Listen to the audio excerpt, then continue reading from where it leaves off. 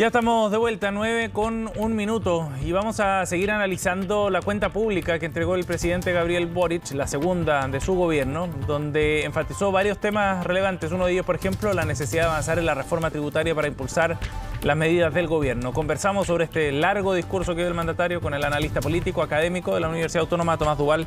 Bienvenido, Tomás. Hola, Sebastián. Gracias por acompañarnos. Tomás, segunda cuenta pública, pero en la práctica se reforma la primera donde el presidente puede mostrar parte de su gestión, ¿no? Porque la del año pasado había sido a poco de llegar a la moneda. ¿Qué te pareció la cuenta pública, más allá de lo extensa que fue?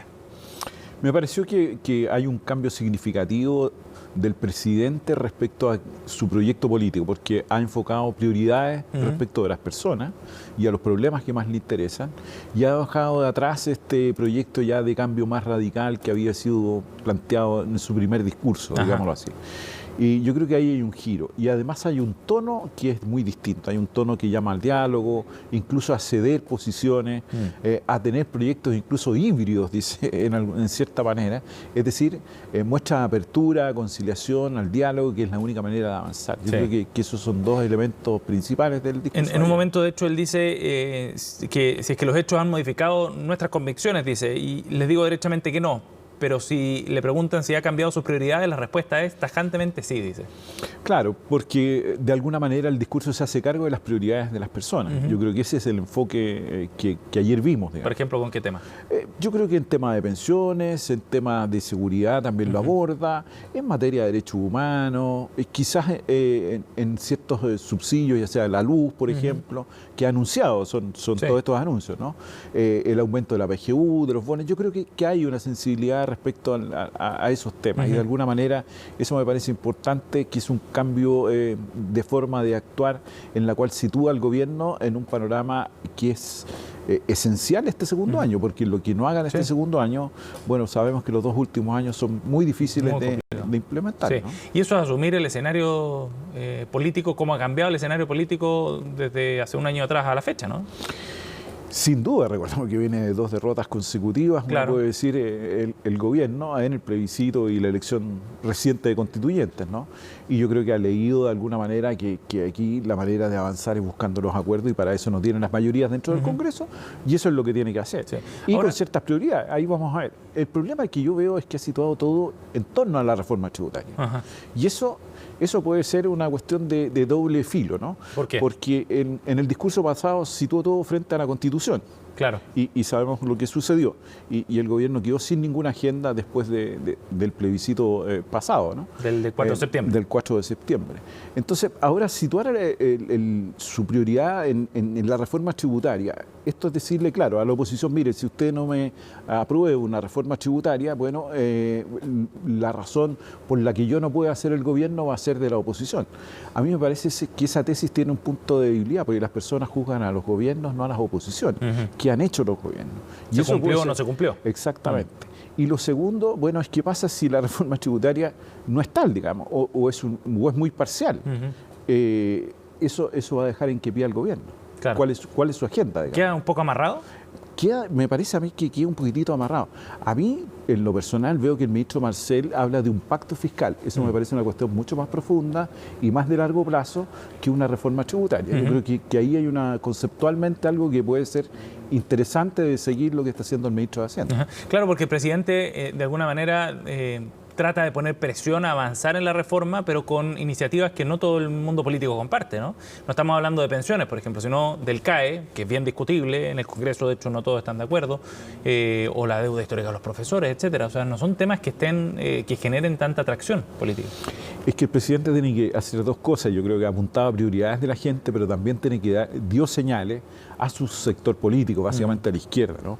Y en eso tenía que dar señales importantes. Yo creo que no había otra manera de hacerlo. Que era un gobierno feminista, habló del feminismo, de las mujeres, de la importancia. Tema de derechos humanos. El tema de derechos humanos, pero yo creo que ese es un tema transversal. Yo diría, ya no creo que sea ni izquierda de derecha, digamos. Bueno, hay miembros del Partido Republicano que todavía están en otra posición, ¿no? Pero me parece que dio esos signos hacia su sector político, ciertas señales, ¿no?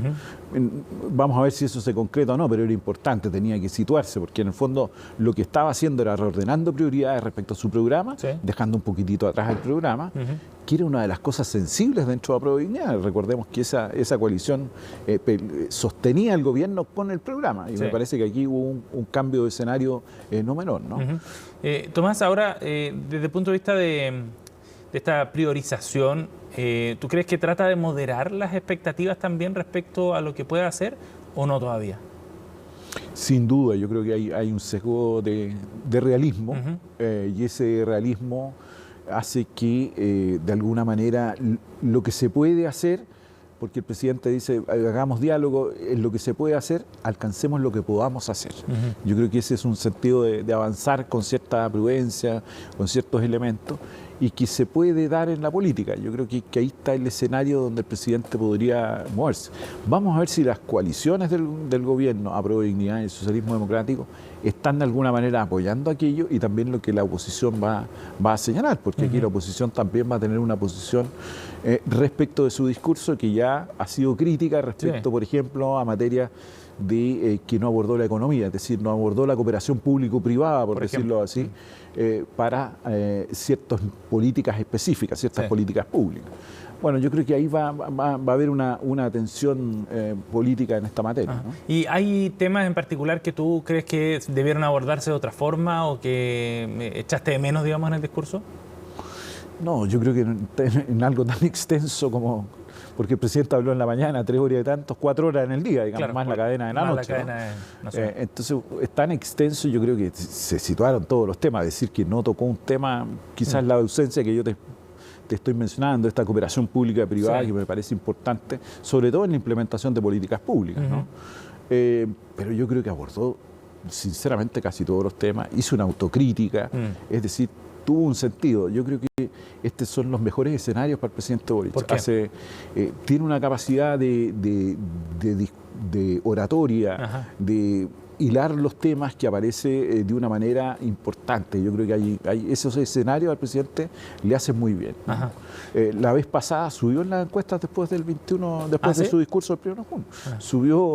Subió importantemente, digamos, y probablemente ahora quizás pueda hacer lo mismo, ¿no?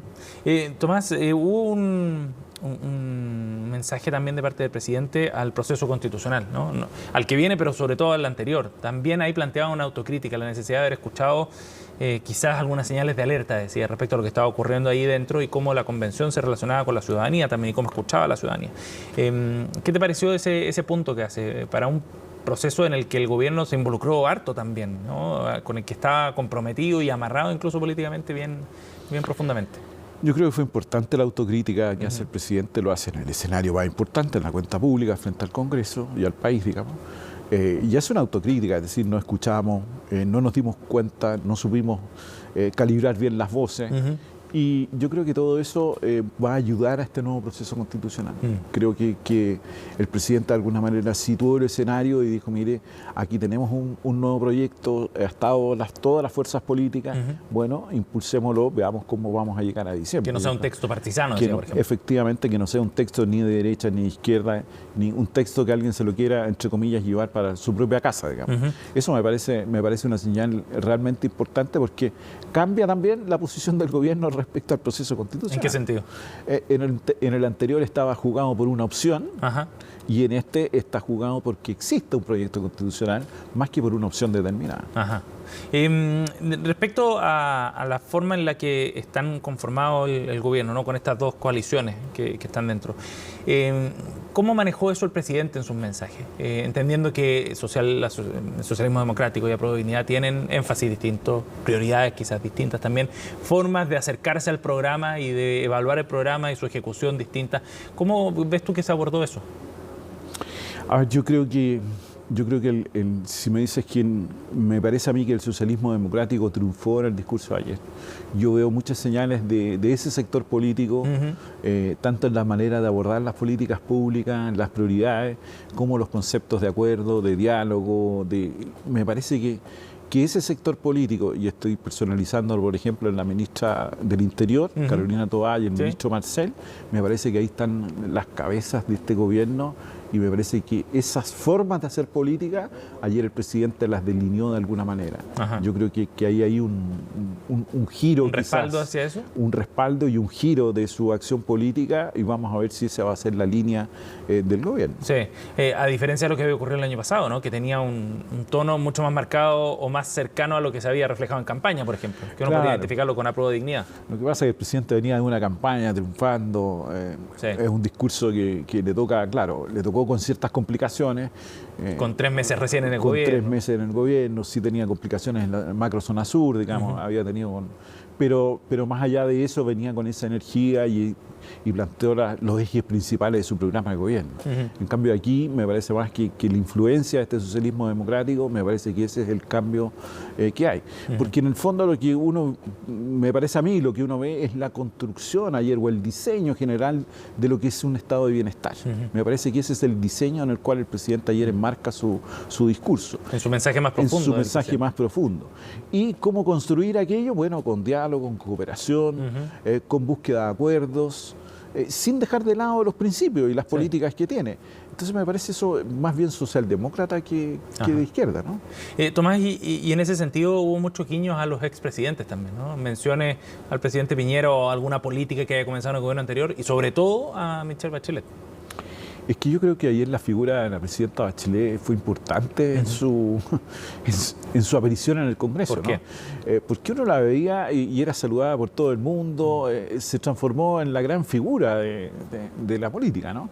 Y yo creo que la presidenta Bachelet, de alguna manera, no voy a juzgar sus intenciones si quiere ser candidata o no candidata, por favor, porque también eso, los políticos siempre están en aquello, ¿no? Pero me parece que da como una señal de unidad de la izquierda. Aquí lo central para la izquierda es que estas divisiones entre Apruebo Dignidad y socialismo democrático y tensiones mayores, me parece que la presidenta Bachelet considera aquello y puede ser una parte de articulación de este bloque de izquierda que indudablemente hoy día está demasiado fragmentado y debiera buscar ciertas cuestiones mayores para poder unirse. ¿Puede ser un factor de unidad?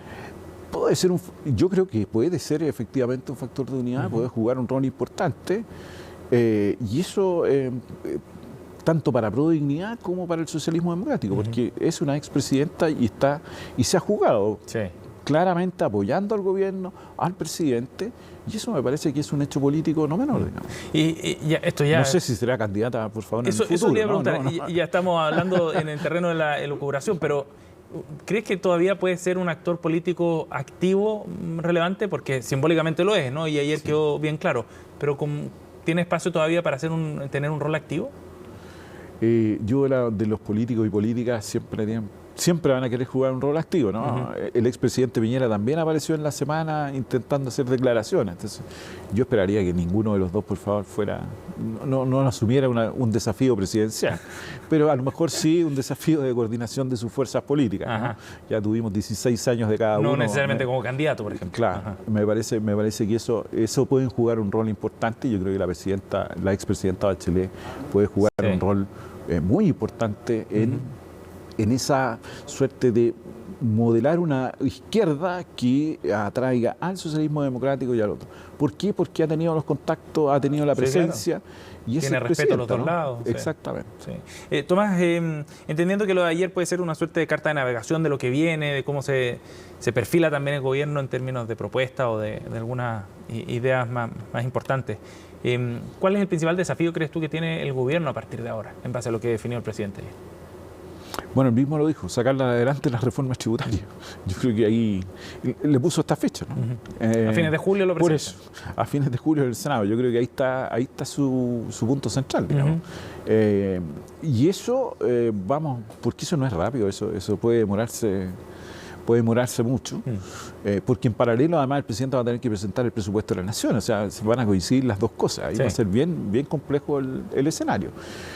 Me parece a mí que ahí se puede centrar el debate y eso va a provocar tensión porque va a entrar en el Senado y vamos a ver qué acuerdos hay ahí.